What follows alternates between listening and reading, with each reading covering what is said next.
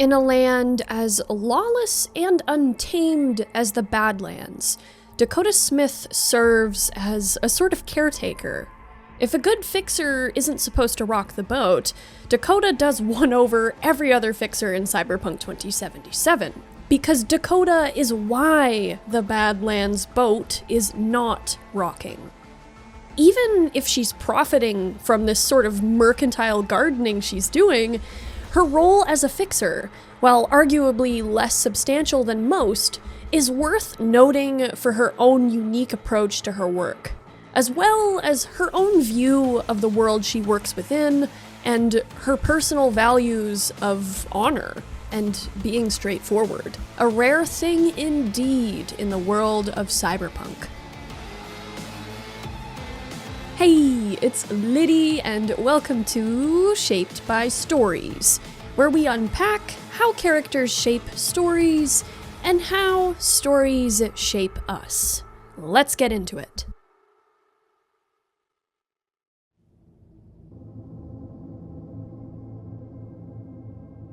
Dakota was born into the Native American Pomo tribe, and was also, in her younger days, a full-blown Aldecaldo.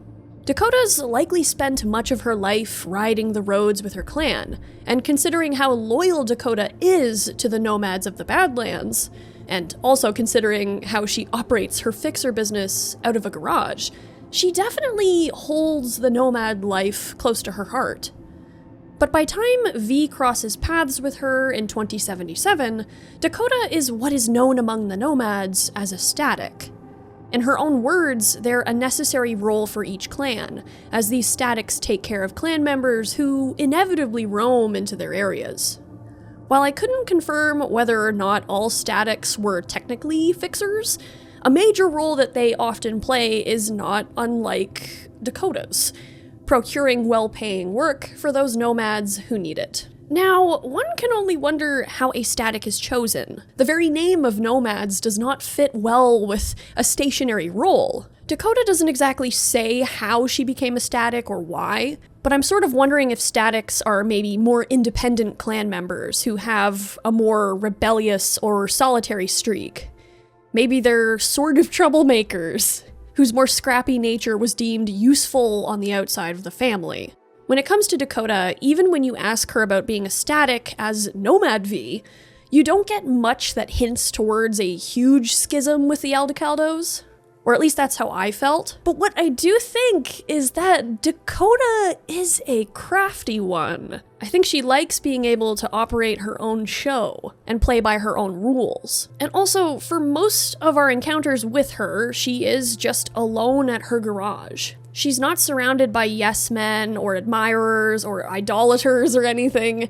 She's just a lady who enjoys working on her cars in her own garage and staying in her own lane sort of deal. Dakota's nickname is actually Mad Coyote, and in many Native American cultures, the coyote is considered a trickster figure or a rule breaker. Many stories involve the coyote teaching important lessons through a person's mistakes. This very much suits Dakota's behavior as a fixer, and it also kind of hints to maybe why she was chosen by her clan to be a static. Her gigs involve a lot of theft, with lots of opportunity for sneaking here and there, but she's also not super stubborn on how V should conduct themselves. I found that her gigs were designed really well for somebody trying to be stealthy or sneaky or cunning. My knife-throwing V really enjoys those gigs. Right from her first interaction with V, Dakota is very straight up.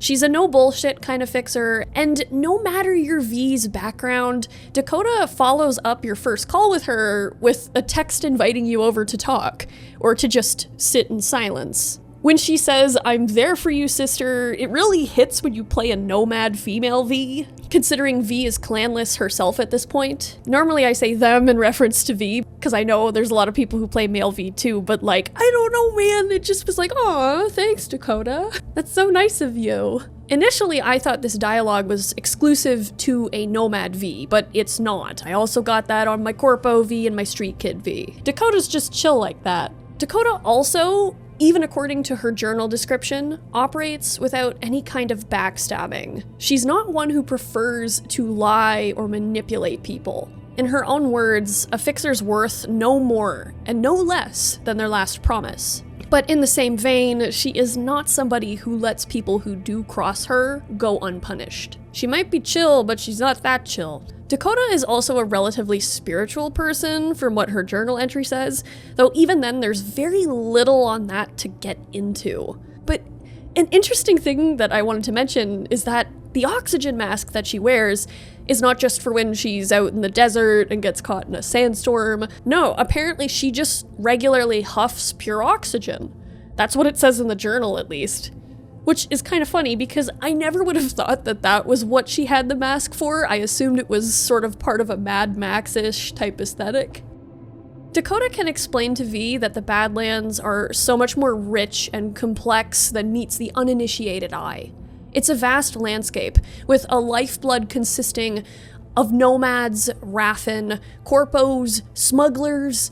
To remove any one of these things, or for any of them to overstep their boundaries, is to upset the delicate balance of the world they reside in. Many of Dakota's gigs serve to maintain that balance, but also serve to benefit her.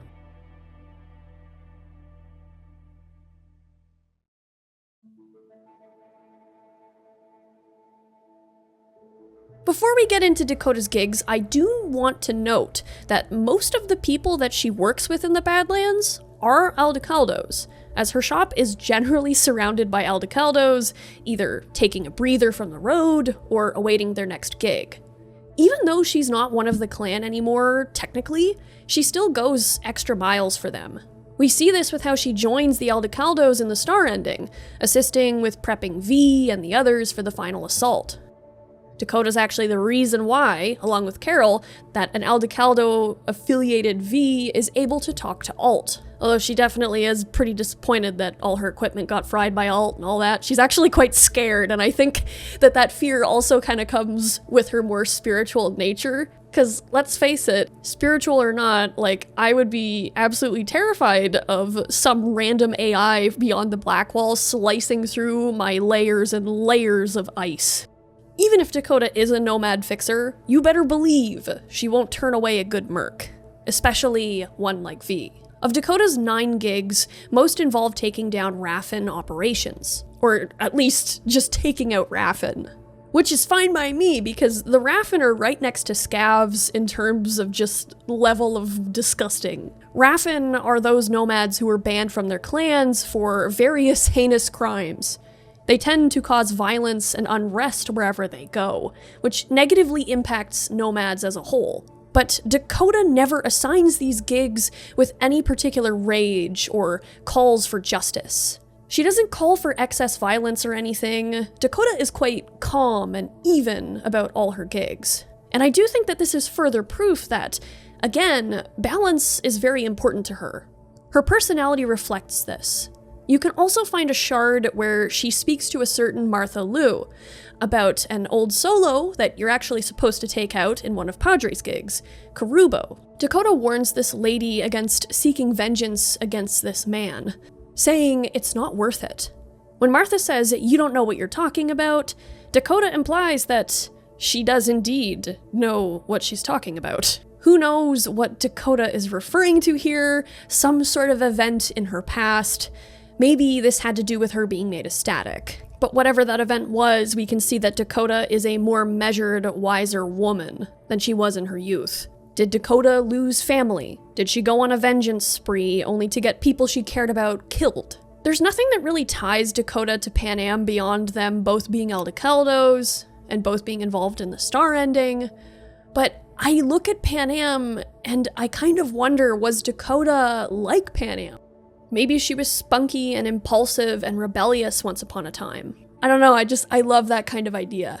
Maybe Dakota became ecstatic for a very similar reason to why Pan Am leaves. Maybe she had different opinions on how the clan should be run. But she didn't want to entirely leave the nomad way of life, so she stayed in the Badlands as ecstatic. I really wonder.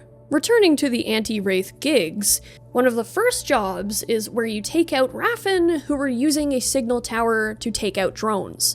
be them corpo, nomad, or chem dealer. These Raffen threw a wrench in the Badlands economy, and Dakota wants it fixed. Another gig has you rescue Iris Tanner, an independent, extremely skilled techie from wraiths that she was way too trusting with. Another quest has you go to retrieve a guy's body from wraiths for his family among the Aldecaldos to bury him properly. Dakota even says in this mission that vengeance is not the priority. But of course, for Dakota, she's getting what she wants out of this too. The drones being shot down affects her income, as she regularly works with an affected chem dealer. Iris Tanner is a merc that Dakota has been hassling for years to work with her, and this rescue could be the tipping point in her favor.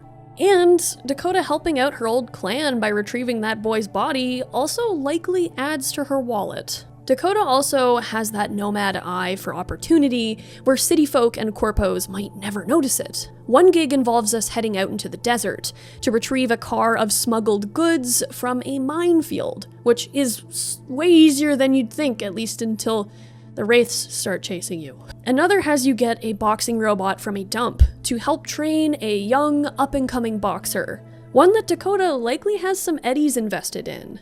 She seems to believe in his talent, and it's kind of nice to see. It's a bit wholesome. She's like, let's help out this kid, but also I'm gonna make money off him later, I'm sure. To add onto Dakota's earlier statement, though, a fixer's worth no more and no less than their last promise. The gig, Big Pete's Got Big Problems, has you helping Dakota fulfill a favor that she owes to some people who Pete pissed off. Now they want Pete gone, and while one could definitely argue that if Pete works with the wraiths, he's gotta be scum, you might as well take him out, you can let him go. He promises to leave the Night City area for good, and Dakota is surprised by this, but she's ultimately okay with this solution. Her main concern was repaying her favor in keeping her word and getting these people off her back.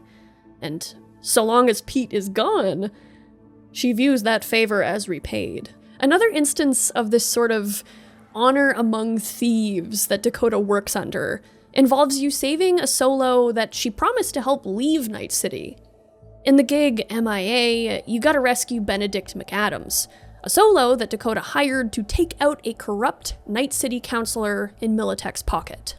Benedict wanted safe passage out of Night City, and Dakota, or so she thought, arranged it. Benedict's driver, Jason Wildriver, was supposed to be his getaway guy, but instead, Jason is trying to eggs Benedict his way to another payday. He stole Benedict away in the hopes of getting the bounty Militech placed on Benedict's head. But Dakota again wants to keep her word. So she sends V to take out Jason and rescue Benedict from being sold to Militech. You can actually meet Benedict later on at the Aldecaldos camp, safe and about to be escorted out of the desert. Again, Dakota keeps her word. But, speaking of Militech, this leads us to the next major adversary of her gigs. While there's only really 2 gigs that outright involve going against Militech, they are the corp we find ourselves at odds with the most in the Badlands.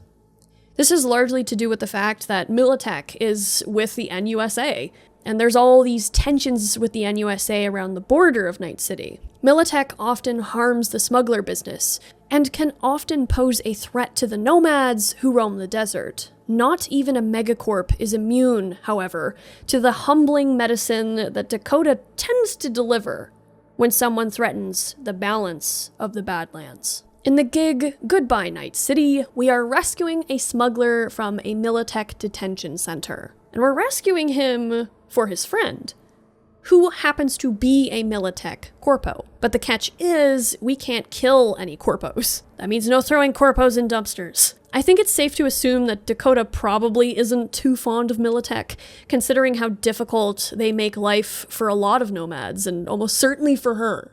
But she still respects what her client wants. For her, this gig is probably both a question of keeping a valuable smuggler in the game, but also making sure Militech can't get any more info on every route they travel. A lot of the NCPD scanner jobs in the area of the Badlands involve Militech conflict against smugglers and trying to figure out all the smuggler routes. Even Dakota doesn't know every route the smugglers travel, she admits this. But all she ultimately cares about is business being able to healthily flow. The other gig that we get from her against Militech is a far more fun one.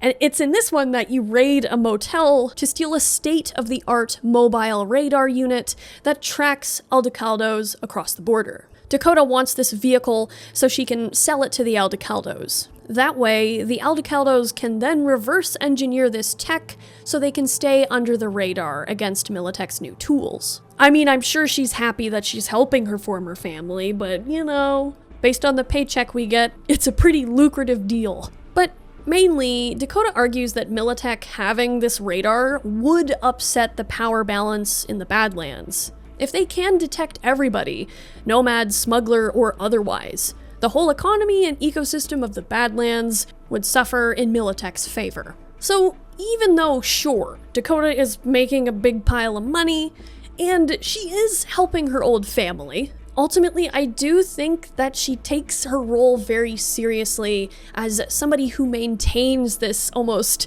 fair play that goes on in the desert. Honor among thieves, indeed. Now, as a final note on Dakota Smith, I want to take a look at a really cool little theory put forward by Reddit user Perceive Eternal. And this theory is that Dakota has somehow hacked the NCPD scanner, or at least gotten influence over it. And this is why V ends up attacking Militech as many times as they do in 2077. And this theory largely comes from the idea that the Badlands are not a territory that's really patrolled by NCPD. Like, if you commit a crime or do something, you're gonna get chased by Militech, not the NCPD. Not unless you do something in Rancho Coronado and the cops chase you out there. And I mean, yes, Perceive has a point about how weird a lot of these Militech NCPD missions are. We always seem to get there at the most compromising time, in the middle of nowhere, with no real hint as to who even reported Militech's presence or doings out here. There's nobody else around. We know Dakota does use drones. Maybe she spied them out there and reported it to an insider at NCPD? But considering how Dakota is the one who helps V deep dive into the net in the Star ending, how she has layers and layers of ice and all kinds of complex tech, maybe she's doing the tinkering herself? Or maybe it's just a gameplay mechanic that maybe doesn't make as much sense as I would like it to. And while I will totally admit that's probably all it is, it's still fun to wonder. Because there's no doubt in my mind that there's at least something more to this tricky yet honorable steward of the Badlands. A mad coyote indeed. Thank you so much for watching, everybody. I know that this is definitely a shorter one.